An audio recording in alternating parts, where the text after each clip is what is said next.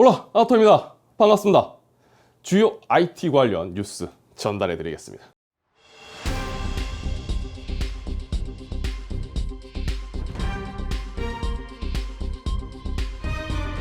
자, 먼저 엔비디아와 삼성 관련 소식입니다. 좀 재미있는 그림이 나왔는데요. 자, 먼저 12월 11일에 대만의 디지타임즈로부터 이런 소식이 나옵니다. 엔비디아의 GPU 공급 부족은 삼성의 수율 문제 때문이다 라고 말이죠. 그러니까 엔비디아의 GPU 공급이 부족한 걸 삼성 탓으로 돌린 겁니다. 사실 이와 관련한 소문은 계속 있었습니다. 삼성의 8나노 수율이 좋지 못해서 엔비디아의 30 시리즈 GPU 공급에 차질이 있다. 하지만 일각에서는 삼성의 8나노 수율에는 문제가 없다. 단지 전 세계적으로 문제가 되고 있는 원자재 수급과 공급난의 한 부분일 뿐이다 라는 의견도 있었습니다. 자, 그런데 디지타임즈로부터 이런 소식이 나오고 얼마 후 삼성과 엔비디아의 두 번째 GPU 생산 계약 소식이 나옵니다. 삼성의 수율 문제라면 두 번째 계약을 할 이유가 없겠죠. 이 비즈니스 코리아에 의하면 삼성은 2020년 초 엔비디아와 1조 원 규모의 생산 계약을 했다고 합니다. 자, 결국 이런저런 이야기가 있었지만 엔비디아는 삼성의 8나노 공정을 통해서 GPU 추가 생산을 결정했고 이게 팩트인 상황인 겁니다. 자, 상황을 조금만 삐딱하게 본다면 대만의 디지타임즈가 TSMC 쪽 언론인 것을 생각해 본다면 왜 저런 소식이 나왔을지, 그리고 자꾸 해외에서 나오는 삼성의 8나노 공정 수율 문제, 언론 플레이를 좋아하는 TSMC의 언플일까요? 자, 어쨌든 삼성의 선방 기대해 봅니다. 자, 삼성 이야기가 나온 김에 삼성 쪽 소식 하나 더 살펴볼까요? 이 삼성전자가 지난 7월 이후 5개월 만에 TSMC를 제치고 반도체 기업 시가총액 1위를 탈환했다고 합니다. 자, 12월 25일 기준 삼성전자의 시가총액은 524조 3,553억 원을 기록했으며 이는 대만 TSMC의 518조 7,528억 원보다 높은 금액으로 5개월 만에 TSMC를 제치고 시총 1위를 탈환했습니다. 자, 파운드리 시장의 압도적인 점유율을 자랑하는 골리앗 TSMC를 어떻게 삼성이 시가총액으로 제칠 수가 있었을까요? 자, 시장의 흐름에 관심이 있는 분들이라면 반도체 산업의 중요성이 갈수록 높아지고 2021년에 이 반도체 산업의 전망이 좋을 것이다라는 이야기를 들어보셨을 겁니다. 자, 여기서 국뽕 한 사발을 담아서 이야기를 한다면 삼성이 TSMC를 제꼈습니다 라고 강조해야 되겠죠. 그런데 엄밀히 말하자면 아직까지도 파운드리 산업 쪽에서는 TSMC가 부동의 1위, 그리고 아직 삼성 입장에서는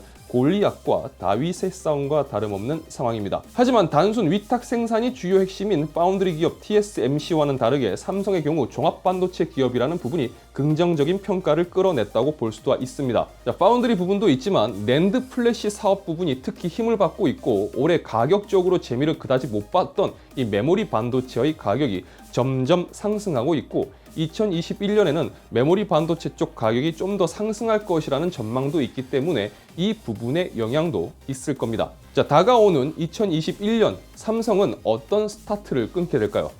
제가 볼 때는 꽤나 미소 지으며 시작할 수 있을 것 같습니다. 인텔은 너무나도 힘든 시기를 보내고 있습니다. 힘든 시기라고 해서 회사가 당장 어렵거나 이런 뜻은 아닙니다. 문을 닫아야 된다 이런 거 아니에요. 바로 소비자용 CPU 시장에 대해서 말씀드린 겁니다. AMD는 라이젠 5000 시리즈를 출시했고 드디어 성능적으로 인텔과 대등한 경쟁 관계를 구축했습니다. 다만 AMD가 내놓은 라이젠 5000 시리즈, 이 스마트한 성능과는 다르게 너무나도 아름다운 가격으로 인해 시장 점유율을 끌어올리는 데는 어려움을 겪고 있는 것으로 보입니다. 자, 그럼 인텔은 요즘 뭘 하고 있을까요? 2021년 초 CES 2021을 통해서 인텔은 로켓레이크 데스크탑 버전을 공개할 예정입니다. 아마 늦어도 3월까지는 출시할 것으로 보이는데요. 이번에는 정말 마지막 14나노 공정의 CPU라고 하는데 시장의 반응이나 소비자들의 기대치는 굉장히 많이 떨어졌을 겁니다. 사실 저 역시도 이번에는 큰 기대를 하지만 인텔은 최근 유튜브 인텔 뉴스룸 채널을 통해서 하나의 영상을 공개했는데요. 영상의 내용을 간단하게 말씀드리자면 이렇습니다. 우리는 3년간 굉장히 많은 투자를 했고 그렇게 해서 이제는 생산량을 2배 가까이 늘렸다. 이 영상을 공개한 건 나름 의미가 있다고 볼 수가 있습니다.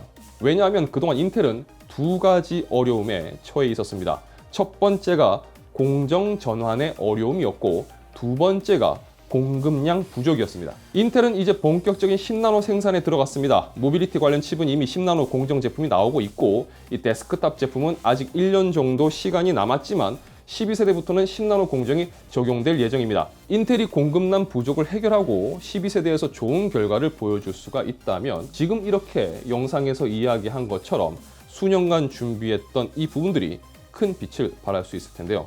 과연 빛을 볼 수가 있을까요? 자, 인텔은 곧 11세대 CPU를 선보일 예정입니다. 그런데 대부분의 반응은 이럴 겁니다. 10나노 12세대부터가 진짜 아니니?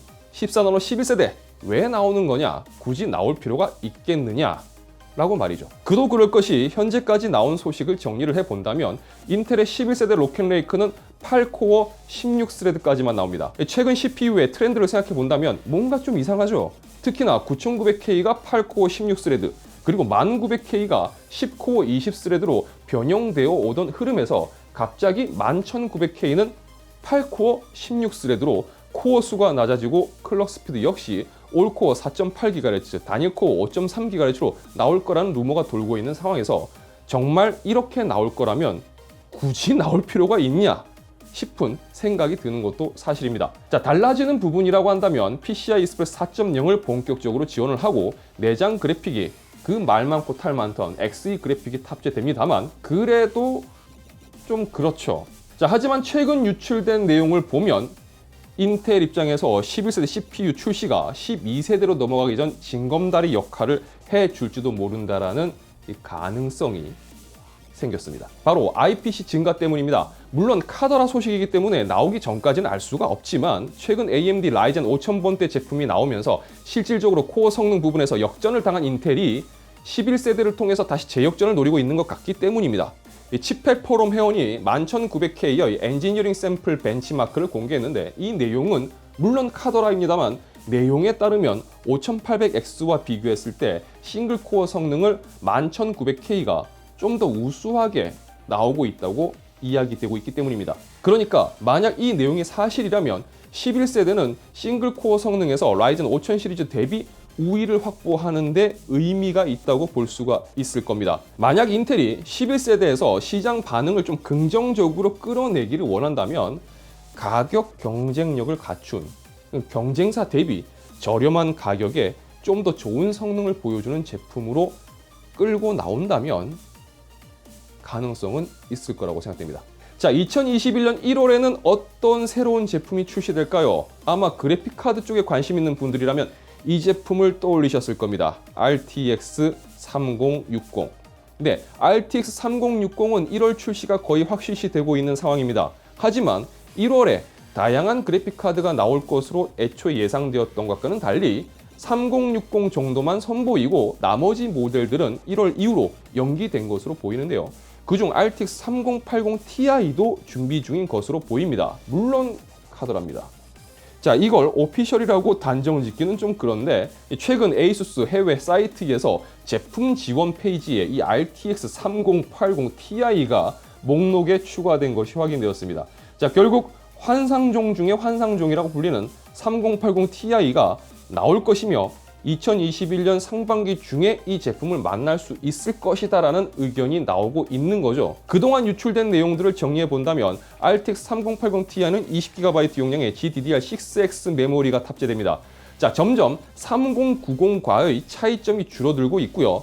물론 실제품이 나와봐야 알 수 있겠지만 이대로라면 3090 Ti도 나와야 되는 거 아니냐라고 예상해 볼 수가 있을 것 같습니다. 자, 어쨌든 21년 초 또 다른 의미의 엔비디아 그래픽카드 러시가 있을 것으로 생각됩니다. 그리고 이미 이 소식을 접하신 분들이 계실 거라고 생각이 됩니다. 하지만 모르는 분들도 계실 수 있으니까요. 자, 게임을 좋아하는 분들은 최상의 게임 경험을 제공해 줄 수 있는 고성능의 PC를 원합니다. 그리고 해외에서는 그런 게이머일수록 치킨도 좋아하는 것 같습니다. 정말 뜬금없지만 KFC에서 선보인 KFC 콘솔이 화제입니다. 뭐 콘솔이라고 하니까 자꾸 플레이스테이션 5나 엑스박스 시리즈 X를 떠올리는 분들이 계신데 엄밀히 말하면 그 콘솔과는 다른 의미입니다.